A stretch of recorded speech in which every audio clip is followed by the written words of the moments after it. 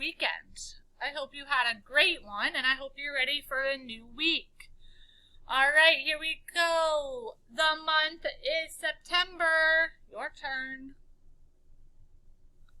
I'm noticing that today is September 21st. So I'm going to go over to the date and fill in the date. I know September is the 9th month.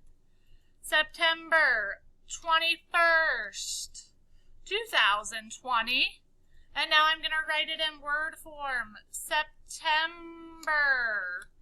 21st, 2020. I'm going to look back to know what day of the week it is today. It is Monday. So if today is Monday, I'm going to hop backwards to yesterday. And yesterday was Sunday. If yesterday was Sunday, today is Monday, then tomorrow will be Tuesday. All right. Oops. I know that last time I saw you, we had been at school 7 days. Well, I know 7 plus 1 more is 8. So I know we've been at school 8 days.